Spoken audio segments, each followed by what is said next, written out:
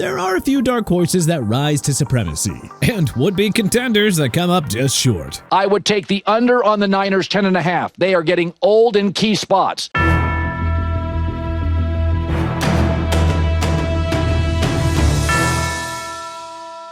Let's take a look around the NFL landscape heading into the 2025 season and call out 5 NFL teams that will lose more games than you think and 5 that will win more. Lose more, Washington Commanders. Yes, there is every reason to be excited about Jaden Daniels and this young team. But let's be honest, they really overachieved last year. And with their schedule looking the way it does heading into the year, there's a very good chance that we see some regression. The beginning of the season will be unforgiving, to say the very least, featuring early matchups against the Packers, Falcons, Chargers, and Chiefs. It's fun to believe in the Commanders. Really, it is. I mean, Daniels showed just enough magic last season to let fans dream big. Elusiveness, arm strength, the kind of moxie that convinces a fan base that they've finally found the guy. And after years of quarterback roulette, you can understand why the Washington faithful are clinging to that hope for all it's worth. But we're talking about a team that won a lot of close games against opponents that, in retrospect, were either unraveling or never put together properly in the first place. But even beyond just the schedule,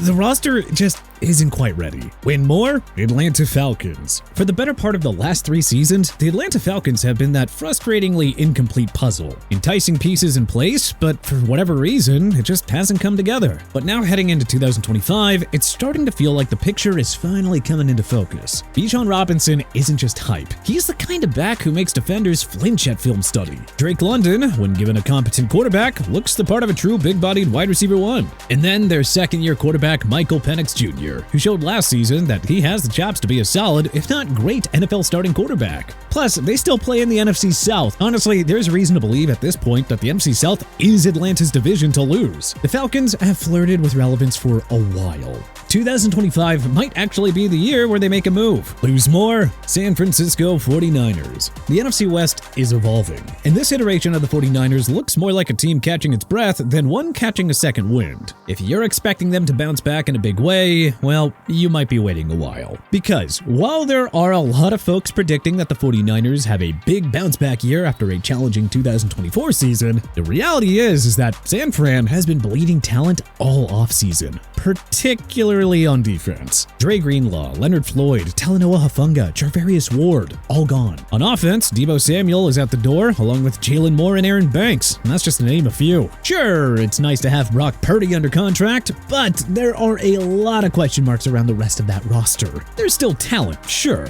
but for a team that's used to overwhelming opponents, they could be in for another rude awakening this upcoming year. Win more? Houston Texans. CJ Stroud didn't just arrive in 2023, he kicked the damn door in, leading the Texans to one of the most surprising runs in recent memory. But unfortunately, 2024 was a different story, and he was hit with the cold hard reality of the NFL. Defenses adjusted, the tape piled up, and Stroud's sophomore campaign got choppy. Of course, while the regression was undeniable, there were plenty of signs that the talent hasn't gone anywhere. He just needs to adjust. Heading into 2025, Stroud's the pivot point for everything Houston wants to be. If he takes another step, even a modest one, the ceiling lifts for everyone, and this Texans team could be seriously dangerous. And hey, don't overlook that defense, which was a force to be reckoned with, and grew sharper, meaner, more effective over the course of the last season. A year ago, it was promising, but with what we saw through the second half of the season, it's clear that this group is bordering on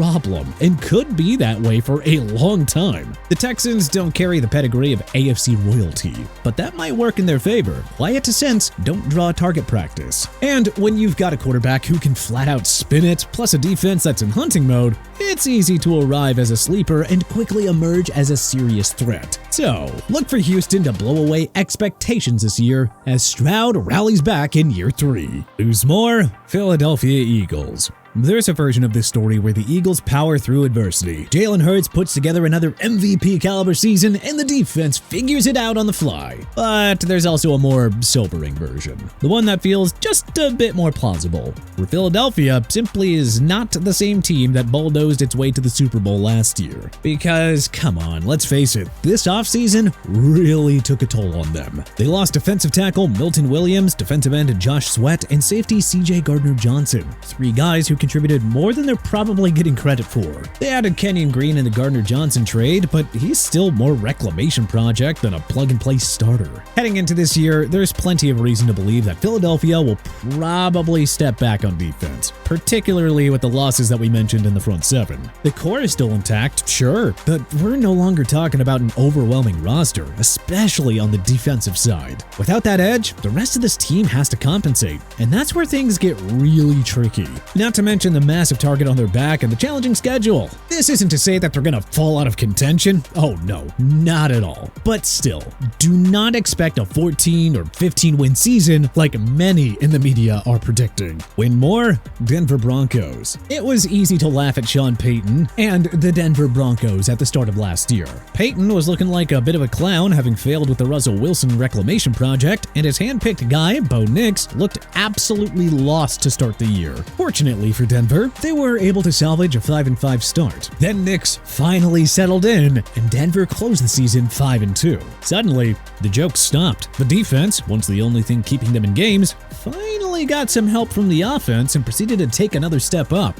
So, what happens in 2025? Well, if Nix takes another step, and well, there is reason to believe that he will, this team has the bones to be a legitimate playoff contender. Not just a fun story, not just pesky. No, a contender. The defense still has teeth, and Peyton's track record with developing quarterbacks is, frankly, hard to ignore. Sure, the AFC is brutal, yes, and they play in the same division as the Chiefs and Chargers, but the Broncos finally feel like a team built to take a punch and be able to throw one back. If they clean up the inconsistencies, well, this is a group that could sneak into the postseason and absolutely ruin someone's January. Lose more? New Orleans Saints. Now, you could argue that the Saints have been putting off the inevitable for years, restructuring contracts, clinging to aging talent, pretending that the window wasn't already painted shut. But in 2025, the denial phase is finally over. It has to be.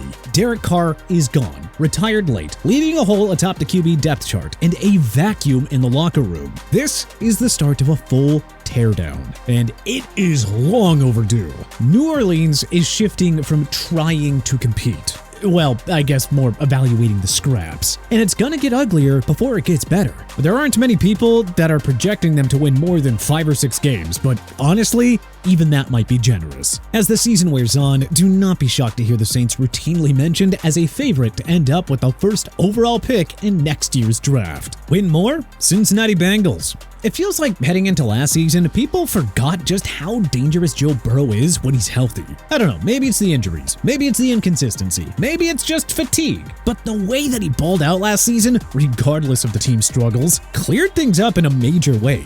Burrow, when locked in, is still one of the 5 best quarterbacks in the entire league. And the Bengals, with the moves that they made this offseason to complement him, plus the other stars on offense, have all the makings of being a real problem. This team is being overlooked again. But hey, let everyone else focus on the Bills, Chiefs, and Ravens. Cincinnati's a coming, and with a leader like Burrow, there's no doubt that they've got the receipts. Lose more? Pittsburgh Steelers. Pittsburgh has painted itself into a bit of a corner this offseason with their pursuit of Hall of Fame quarterback Aaron Rodgers. And I mean, even if Rodgers shows up, there is no guarantee that he can rescue them. He is 41 and turns 42 during the season. And we all saw how the Rodgers acquisition played out for the Jets the last couple of years. This is not a long-term play. This is a gamble. A big, loud, desperate swing from a franchise that feels stuck in neutral. In the meantime, they've let both 2024 starting quarterbacks walk, meaning that Mason Rudolph is now their backup plan. And yeah, they traded for DK Metcalf, which sure is bold, but they also sent George Pickens packing, which makes that move a bit of a wash. There is a version of this story where Aaron Rodgers signs with the Pittsburgh Steelers, plays at a high level, and then bam, they're suddenly back in the mix. But the smart money says that in one way or another, this one blows up in Pittsburgh's face in a painful way. Win more? Seattle Seahawks. It's been a busy offseason for the Seahawks. Seattle cut ties with Geno Smith, dealt DK Metcalf, and moved on from Tyler Lockett. On paper, it all looks like a downgrade. But you know, in practice, it might actually be a reset that they desperately needed. Sam Darnold is a question mark stepping out of the friendly confines of Kevin O'Connell's offense and the weapons he had in Minnesota last year. But with new OC Clint Kubiak in tow, he could find a similar level of success in the Pacific Northwest. Better yet, this front office has quietly stockpiled young talent in areas that matter, like the trenches. And the defense should have even sharper teeth heading into the season. Mike Macdonald has instilled a very different energy from Pete Carroll, and he has this team believing in itself in a big way. But hey, which NFL teams do you think is going to win more than most people expect? Which teams are going to lose more? Who do you think we're right on here? Who do you think we're wrong about? Was there anything notable that we may have missed? Let us know in the comment section below. If you liked this video and learned a thing or two, then clicking the like button helps us out a ton. And you know, we really appreciate it. If this is your first time coming around to TPS though, then subscribing is a great idea because we put out videos like this every single day. But as always, thanks for watching, and we'll see you guys next time.